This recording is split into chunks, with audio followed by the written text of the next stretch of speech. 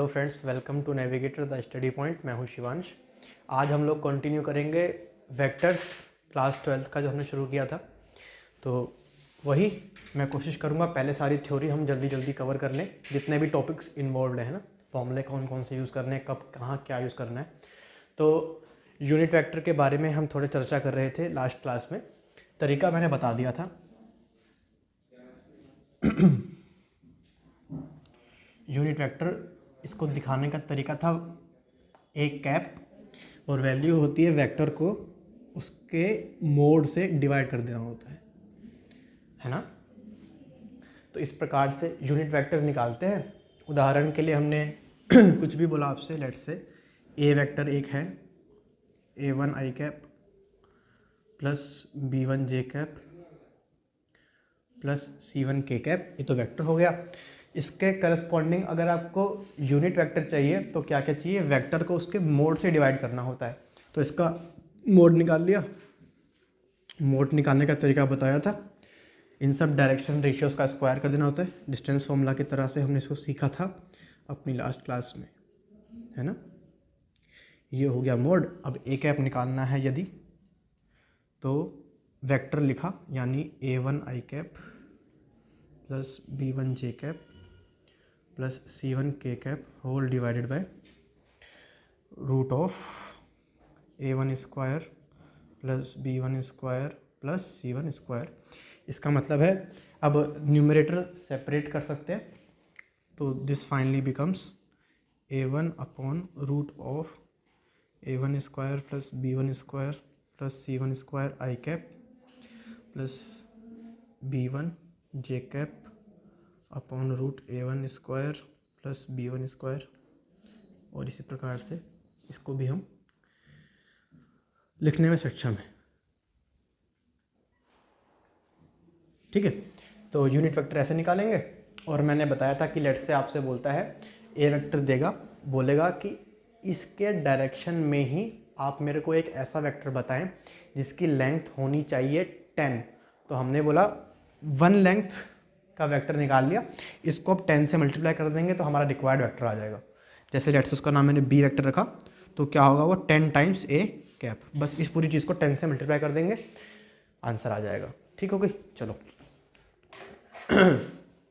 तो next topic is our collinear vector. बहुत बार use आएगा यूनिट वेक्टर और कोलिनियर वेक्टर, तो बहुत हमें लगातार पता होना चाहिए बहुत ठीक से इनके बारे में, है ना। तो कोलिनियर वेक्टर क्या होता है, ओके। डेफिनेशन मैं क्लियर कर चुका था कि ऐसे वेक्टर जो या तो सेम डायरेक्शन में हो या अपोजिट डायरेक्शन में हो, लेंथ से मतलब नहीं है। तो अगर a is equal to lambda b दिखा पाते हैं हम, if a is equal to lambda b where lambda is non zero scalar. Scalar मतलब नंबर कुछ भी हो सकता है ना, रियल नंबर, बस जीरो नहीं होना चाहिए। अगर ए वेक्टर को इस टाइप से मैं दिखाने में सक्षम हूँ तो मैं कह दूंगा ए और बी आपस में क्या है, कोलिनियर है। इसको कहने का सिंपल सा मतलब ये था कि क्योंकि बी की सिर्फ लेंथ में छेड़खानी करके आप ए तक पहुंच गए, इसलिए दोनों आपस में क्या हो गए, कोलिनियर। लेंथ या डायरेक्शन मतलब अगर माइनस से मल्टीप्लाई कर दिया तो अपोजिट हो जाएगा, है ना।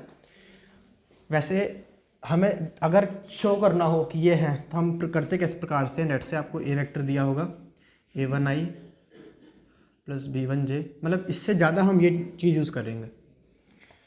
ऐसा b वेक्टर दिया होगा a2 i cap plus b2 j cap plus c2 k cap. यदि ऐसा हो जाए कि a1 अपॉन a2 बराबर b1 अपॉन b2 बराबर c1 अपॉन c2 एक कांस्टेंट चीज़ आ जाए, मतलब आपको वो वेक्टर देगा दो, जैसे लेट्स यहाँ पे 2 3 4 दे दिया, यहाँ पे 4 5 6 कुछ भी ऐसे दिया।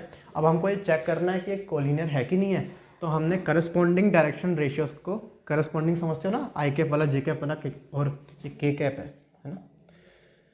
करस्पॉन्डिंग डायरेक्शन रेशियोज को डिवाइड करके देखा, हर एक में से आंसर आ गया, तो ये वेक्टर्स आपस में क्या है, कोलिनियर। एग्जाम्पल में ले लेता हूँ छोटा सा, लेट्स से एग्जाम्पल के नाम पे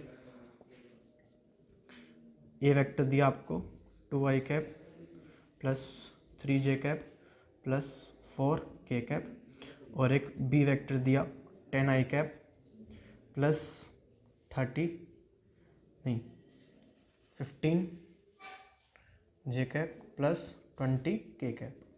अब हमें चेक करना है क्या है कोलिनियर है। हमने बोला करस्पॉन्डिंग डायरेक्शन रेशियोज को चेक करो, तो 2/10 चेक किया, 3/15 चेक किया और 4/20 चेक किया। देखो सभी 1/5 1/5 1/5 के इक्वल आ गए नहीं आ गए?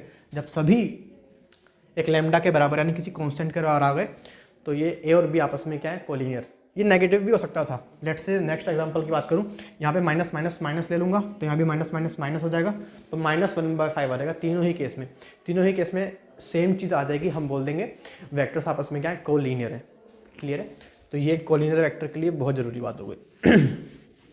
चेक करना आ गया कोलिनियर। चलो अब हम चलते हैं अपने अगले इम्पोर्टेंट टॉपिक की तरफ, जिसका नाम है, बोलो, direction ratios and direction cosines. Direction ratio के बारे में मैं बता चुका था, डायरेक्शन कोसाइंस जान लेते हैं। डायरेक्शन कोसाइन क्या होता है ये? डिनोट करते हैं LMN से। डेफिनेशन छोटी सी अगर लिखना चाहें तो cosine of angle made by vector with the orthogonal axis. Orthogonal axis मतलब x axis, y axis, z axis, है ना। फिगर हालांकि थोड़ी सी कंफ्यूजिंग है, बना देता हूँ। याद तो फिगर से सवाल हमें सोल्व करने नहीं है, हालांकि फिर भी एक छोटी सी फिगर बना देते हैं। बना रहे हैं तो ये एक्स हो गई, वाई हो गई, जेड हो गई। कोई वेक्टर इधर है, लेट से ए वेक्टर, उसने एक्स एक्सिस के साथ में अल्फा एंगल बनाया, वाई एक्सिस के साथ में बीटा और जेड के साथ में गामा, है ना। ये 3D फिगर है तो ज़्यादा फील नहीं हो रही होगी शायद। कुछ ऐसी कहानी है, मतलब अगर आप कोई भी कोना पकड़ें अपनी जिस रूम में बैठे हैं, लेट से लेफ्ट हैंड वाला कोना पकड़ लो, जैसे ये वाला कोना है, तो वहाँ से वेक्टर ऐसा निकल रहा है ना। तो ठीक है, फिगर हमें याद तो ये रखना है कि कोस अल्फा। अच्छा, अल्फा एंगल कहाँ से है? एक्स एक्सिस और वेक्टर के बीच में। कौन सी एक्सिस? पॉजिटिव एक्स एक्सिस और एंगल के बीच का एंगल है अल्फा। ऐसी पॉजिटिव वाई एक्सिस और वेक्टर के बीच का एंगल है बीटा। पॉजिटिव जेड एक्सिस और वेक्टर के बीच का एंगल है गामा। ठीक, तो कोस अल्फा को बोलते हैं एल, कोस बीटा को बोलते हैं एम और कोस ऑफ गामा को बोलते हैं एन। ये एल एम एन क्या कहलाते हैं? Direction cosines. ठीक, उसके बाद ये चीज़ हो गई। इसका एक रिलेशन भी होता है, वो भी देखेंगे। निकालते कैसे हैं अभी बताता हूँ। तो एक रिलेशन छोटा सा याद रखेंगे कि L² + M² + N² = 1। ये थोड़ा यूज़ होगा हमारा, ये रिलेशन ये दोनों चीज़ें याद होनी चाहिए आपको कि L कैसे निकालना है, M कैसे निकालना है, N कैसे निकालना है, और ये कि L² + M² + N² बराबर कितना होता है? 1 होता है। यहाँ तक बात क्लियर है? चलो, ये तो तब हो गया कि अगर हमें एंगल दिए रहे। लेट से एंगल नहीं दिया, हमको वेक्टर दिया। अगर वेक्टर दिया फिर कैसे निकालेंगे? तो उसका तरीका क्या है?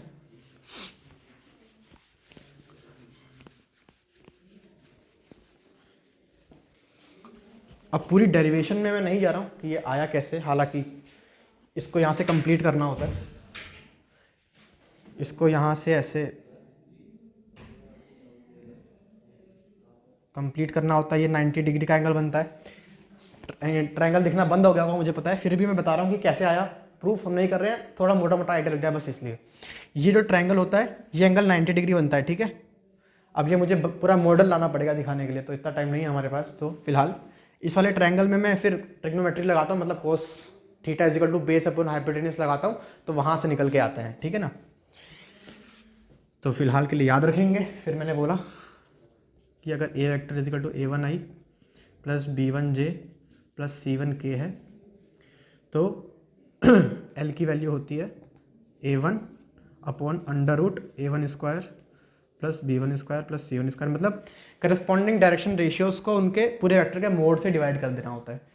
अगर थोड़ा समझ पा रहे हो तो ठीक है, नहीं तो कोई बात नहीं। जो समझ पा रहे हो उनके लिए, नहीं समझ पा रहे फॉर्मूला याद रखेंगे, सारा काम हो जाएगा। ठीक है, जो ये ट्रायंगल बनेगा एक अजीब सा, मैं इसको अगर यहाँ बनाऊँ तो ये एंगल अल्फा रहा होगा, ये ए वेक्टर इधर है, ये वेक्टर का मैग्नीट्यूड है, इधर ओरिजिन था, ठीक है, मोड ए वेक्टर, और ये वाली चीज़ होगी A1, ठीक, यहाँ से लेके ये है वेक्टर। इसको चलो हटा देते हैं थोड़ी देर। तो इस वाले ट्रायंगल में हम कोस थीटा लगाते हैं, है ना, तो कोस अल्फा बराबर बेस A1 अपॉन मोड ए, ठीक है ना। तो यही है, LEC को बोलते थे, तो वही A1 अपॉन मोड ए लिखा है ना, जो समझ पा रहे हैं ठीक है, नहीं समझ पा रहे तो भी याद रख सकते हैं, ऐसी कोई बात नहीं है। ऐसी M क्या हो जाएगा, B1 upon mod B, mod b कितना होता है, root A1 square plus B1 square plus C1 square. ऐसे ही N क्या होगा, A1 B1 C1 upon root A1 square plus B1 square plus C1 square, ठीक है। तो जस्ट रिमेंबर, इतनी टेंशन लेने की जरूरत नहीं है कि L निकालना है तो x के वाले डायरेक्शन रेशियो से पूरे मोड को डिवाइड कर दो एंड सो ऑन, ठीक है। तो मैंने क्या बताया, पहली चीज़, अगर एंगल दिए अल्फा बीटा गामा ही दे दिया फिर तो सीधे सीधे cos alpha cos beta cos gamma, कोई टेंशन ही नहीं है, LMN आ जाएंगे। L किसको बोलते हैं, कोस अल्फा को, है ना, M किसको बोलते हैं, कोस बीटा। और अगर एंगल सीधे सीधे नहीं दिए आपको तो वेक्टर ही दे दिया, तो तरीका क्या है कि x के करस्पॉन्डिंग डायरेक्शन रेशियो से, x एक्सिस वाले डायरेक्शन रेशियो से आप उसको पूरे मोड को डिवाइड कर दें, L आ जाएगा, ऐसे ही M आ जाएगा, ऐसे ही N आ जाएगा, ठीक। तो ये तो हो गई किसकी बात, डायरेक्शन कोसाइन की बात। और यहाँ पे एक बात जो याद रखने वाली है कि डायरेक्शन, बात ध्यान से सुनना, डायरेक्शन कोसाइन से बनने वाले वेक्टर यूनिट वेक्टर होता है। वापस सुनो, डायरेक्शन कोसाइंस से बनने वाला वेक्टर क्या होता है, यूनिट वेक्टर। चेक करो ऐसा सच्चा कि गलत है, मतलब वो ये बोल रहा है कि ए कैप जो होगा ना वो LI cap plus MJ cap plus NK cap होगा। सोचो ऐसा होगा कि नहीं होगा, बिल्कुल होगा। सोचो L क्या था, A1 upon under root A1 square plus B1 square plus C1 square, ये तो वही है, वेक्टर को उससे मोड से डिवाइड कर दिया, वही तो यूनिट वेक्टर था, अभी हमने पढ़ा था, है ना। तो वापस सुनो, डायरेक्शन कोसाइन से बनने वाला वेक्टर क्या होता है, यूनिट वेक्टर होता है, ठीक। चलो तो यहाँ सिर्फ आपको क्या रखना है मैंने बता दिया, इस डायग्राम से क्या टेंशन नहीं देनी।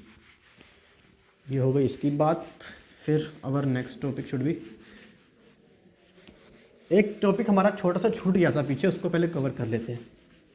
Triangle law of vector addition, है ना, एक आध छोटा सवाल बन सकता है, एक आध नंबर का MCQ टाइप का। Triangle law of vector addition,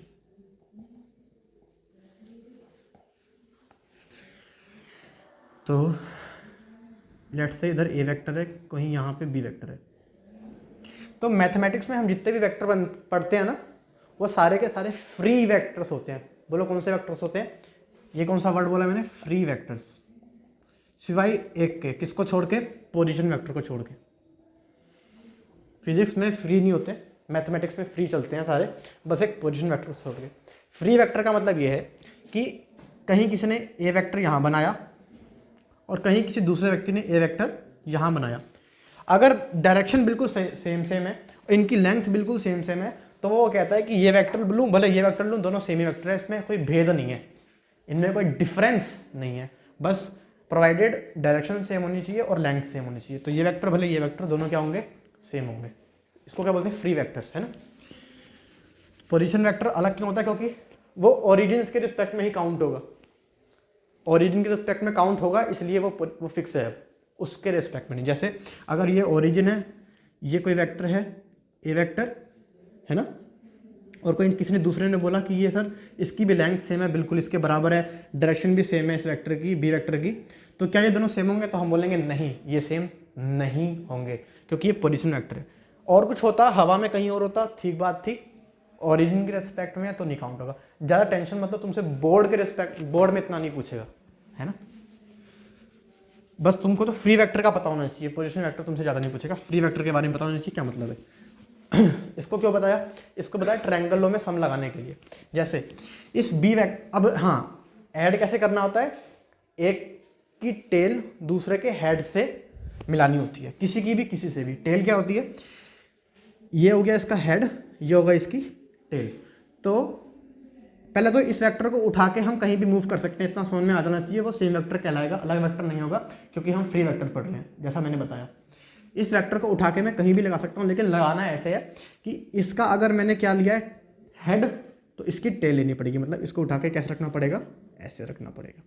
तो मैं बी वेक्टर को यहाँ शिफ्ट कर दिया, वो मैं कर सकता हूँ, अब सेम वेक्टर होगा क्यों, ठीक है। अब क्या किया, इनिशियल पॉइंट और फाइनल पॉइंट को मिला दिया, इसका नाम रखा सी।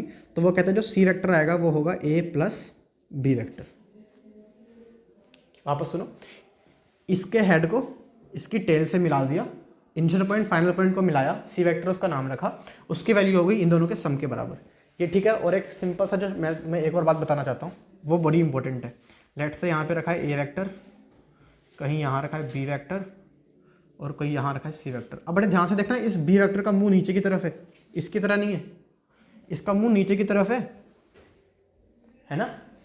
तो एक मेथड तो वही है कि चेक करो कि किसके हेड से किसकी टेल मिली है प्रॉपर। तो देखो इस सी वेक्टर का हेड इसकी टेल से मिली है, मतलब सी से बी में जोड़ना है, सी प्लस बी करना है, वो बराबर होगा इनिशियल और फाइनल पॉइंट के, यानी ए वेक्टर के। मैं तो कहता हूँ ऐसे मत करो, इजी मेथड बताता हूँ। इजी मेथड क्या है, आप लेट से यहाँ कहीं भी खड़े हो जाओ, यहाँ खड़े हो गए इनिशियल पॉइंट पे, इसको फाइनल पॉइंट मान लिया मन से, ठीक है। मान लो किसी को भी इनिशियल मान लो, किसी को भी फाइनल मान लो, इसको इनिशियल मान लिया, इसको फाइनल मान लिया।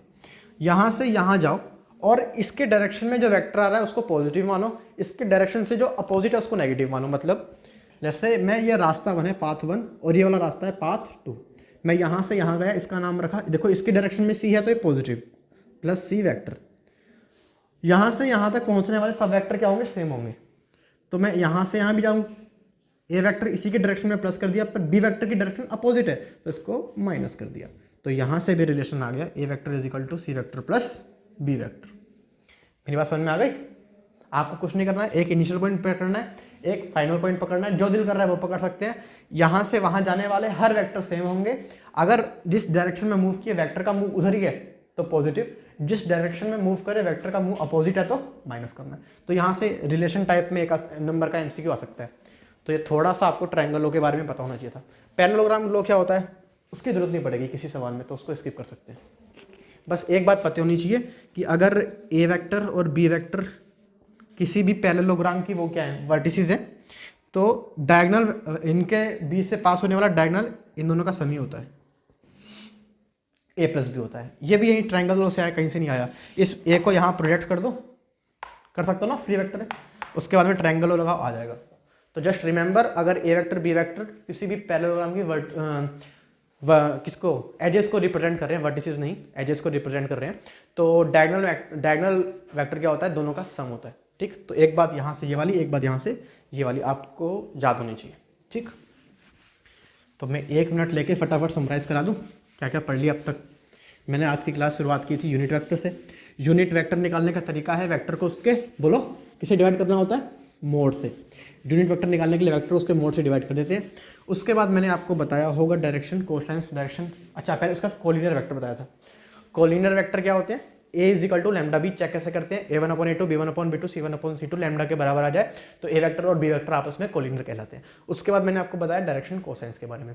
डायरेक्शन कोसाइंस, अगर एंगल दिए अल्फा बीटा गामा, अल्फा क्या होता है वेक्टर और एक्स एक्सिस के बीच का एंगल एंड सो ऑन, तो अगर अल्फा बीटा गामा एंगल ही दिए तो डायरेक्शन कोसाइन जिनको बोलते हैं हम एल एम और एन, वो हो जाते हैं सीधे सीधे cos alpha cos beta cos gamma.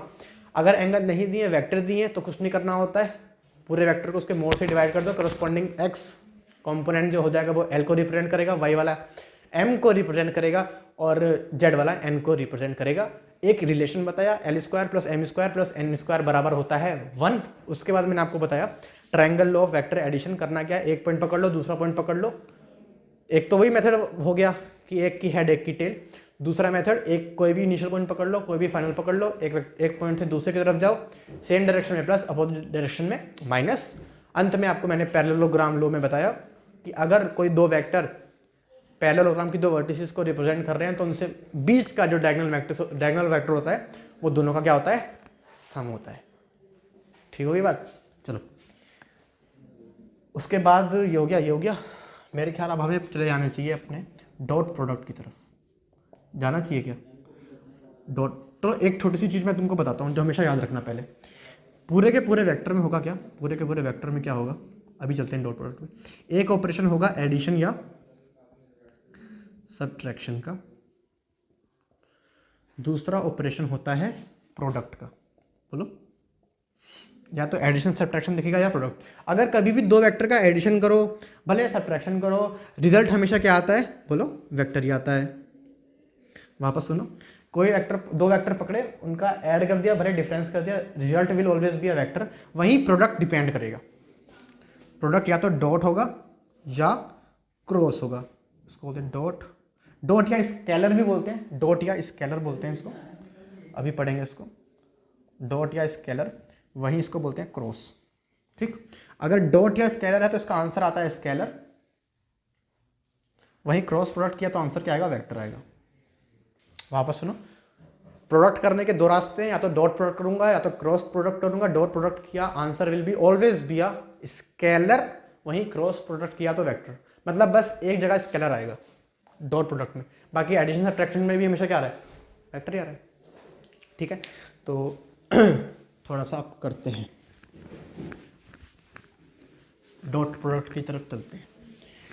यहां से भी काफ़ी अब सवाल बनेंगे। वेक्टर लेंथ 3D के एस्पेक्ट में थोड़ा लेंथ दी है, 3D में से क्योंकि प्लेन हट गया है ना, वेक्टर में से लगभग कुछ भी नहीं हटा है, वेक्टर में सब आ रहा है, कुछ भी नहीं हटा है। तो हम बात कर रहे थे डॉट प्रोडक्ट की। वेक्टर प्रोडक्ट में पहली चीज़ dot product, A dot B is a scalar quantity, पहली चीज़ अभी बताइए था, स्केलर क्वांटिटी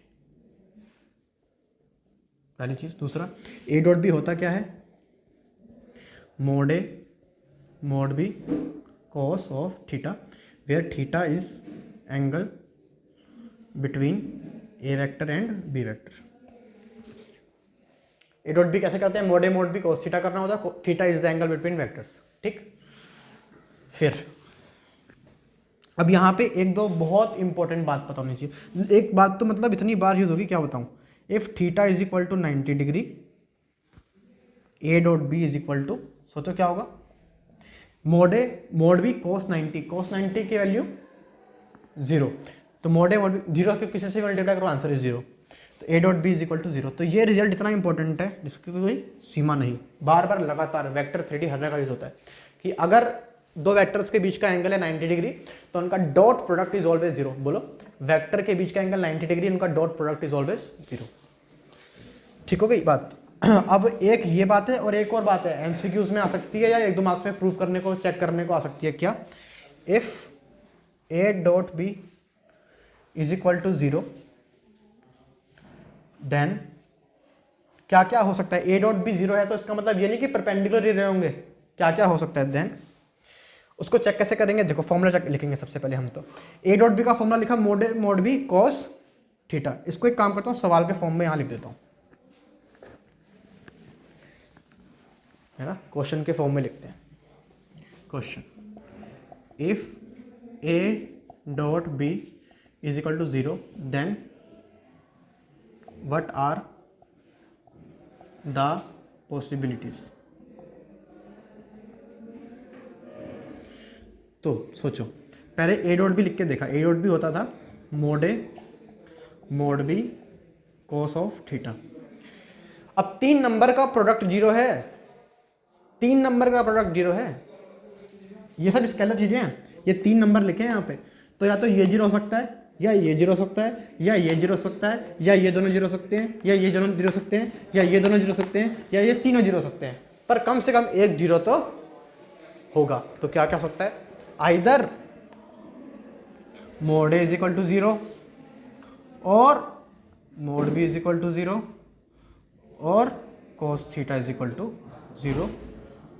उसके बाद में और भी पॉसिबिलिटीज हो सकती है ना, कि मोड ए मोड बी 0, फिर mod b cos theta 0 and so on.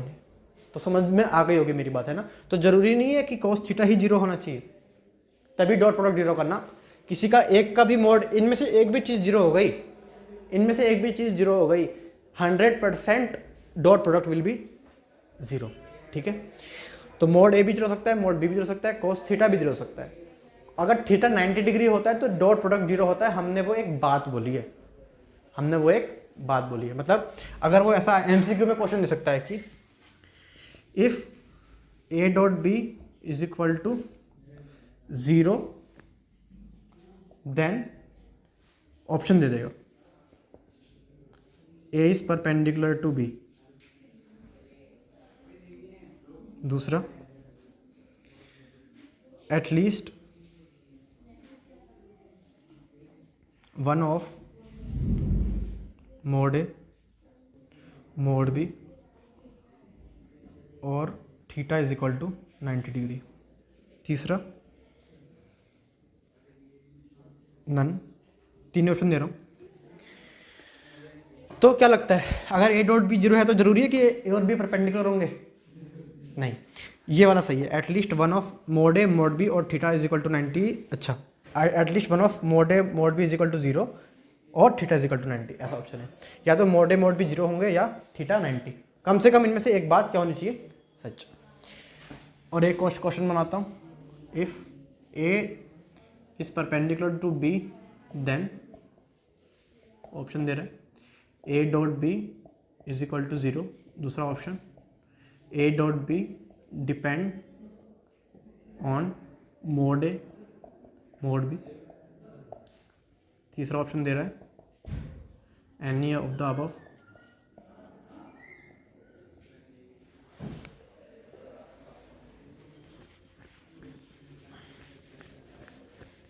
और चौथा ऑप्शन दे रहा है नन। तो सोचो ए और बी परपेंडिकुलर है तो ए डॉट बी होगा मोड ए मोड बी कॉस 90, सही बात है, तो 0। तो 100% ए डॉट बी 0 ही होगा। ए मोड ए क्या था, मोड बी क्या था, उससे फर्क नहीं पड़ता, 0 हो तो अच्छा, ना हो तो भी अच्छा। ए डॉट बी तो क्या होगा, हमेशा 0 आएगा। मेरी बात समझ में आ गई? तो यहाँ से ये सवाल बन सकते हैं। तो ये वाला नोट आपको जरूर याद रखना है, ठीक।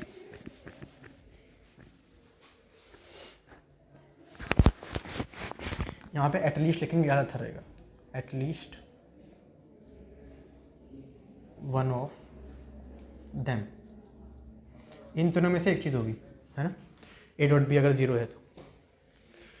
चलो आगे बढ़े।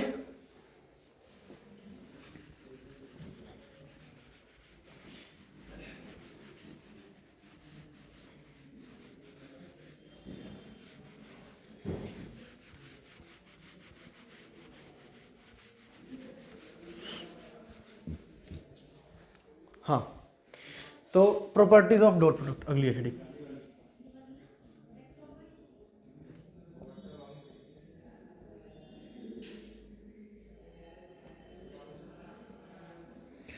तो इसमें कुछ 2-3 प्रॉपर्टी बहुत इंपॉर्टेंट है जो मैं बता दूंगा। पहली है ए डॉट बी बराबर होता है बी डॉट ए के।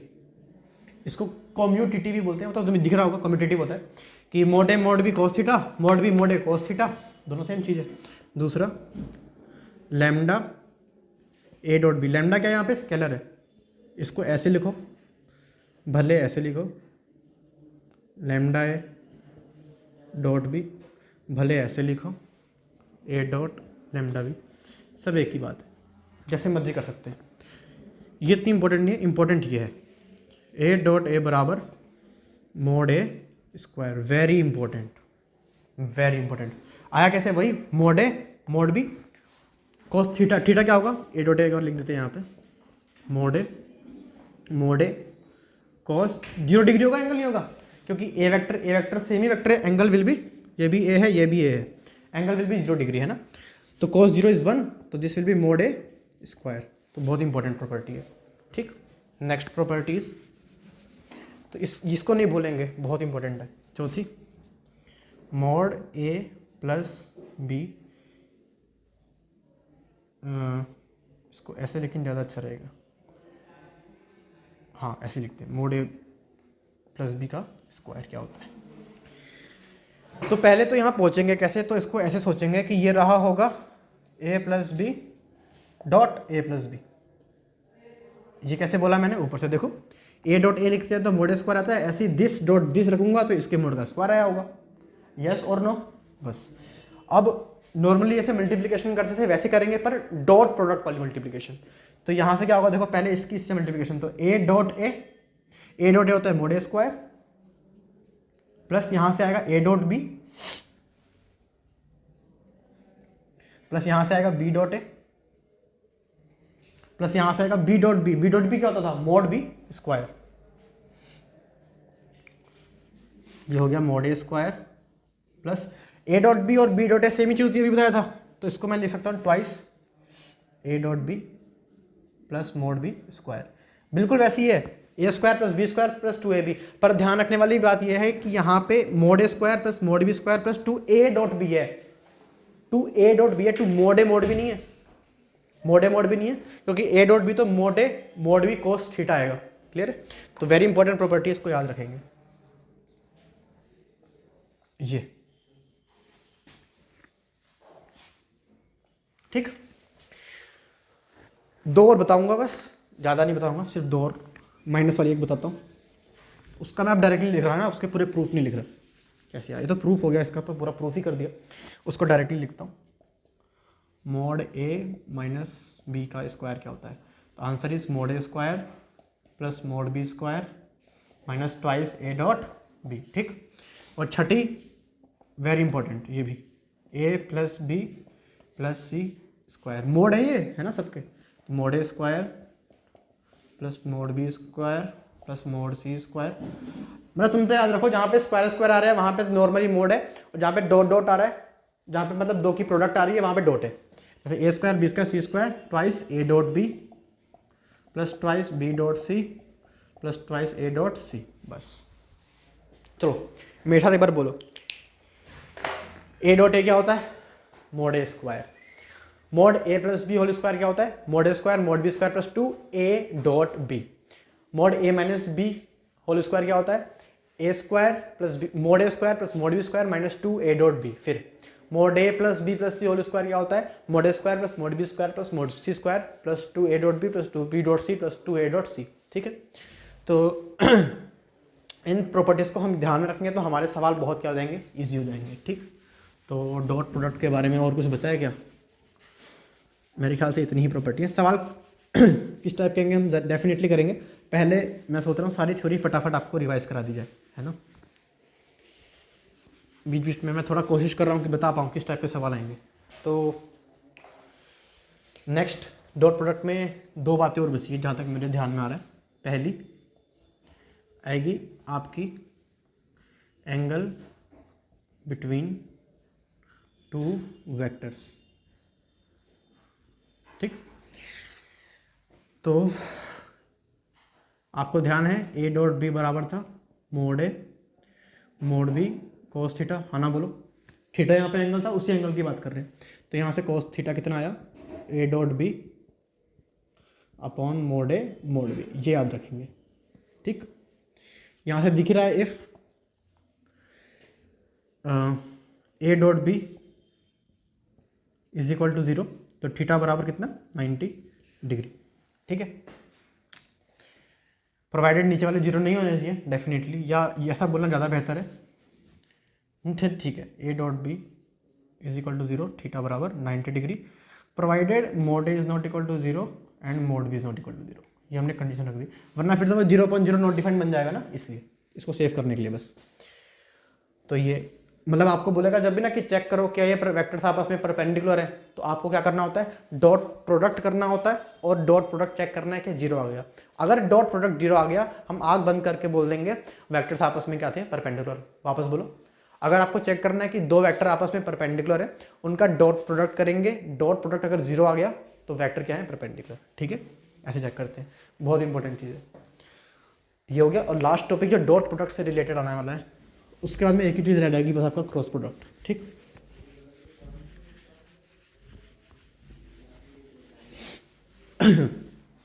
Last topic projection.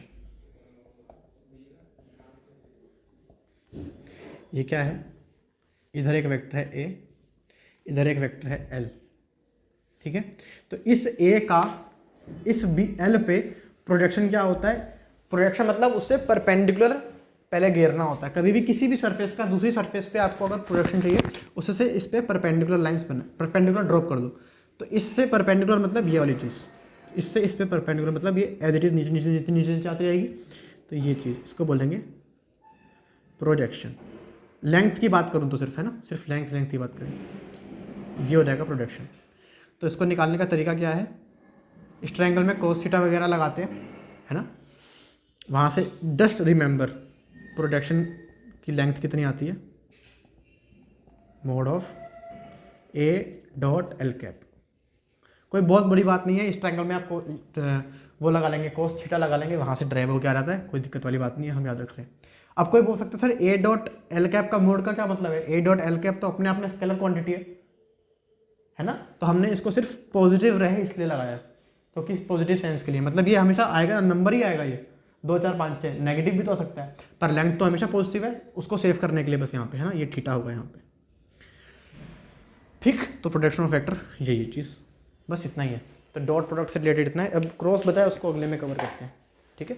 तो अभी के लिए इतना ही। अच्छा लगे वीडियो तो लाइक कीजिए, थैंक यू सो मच।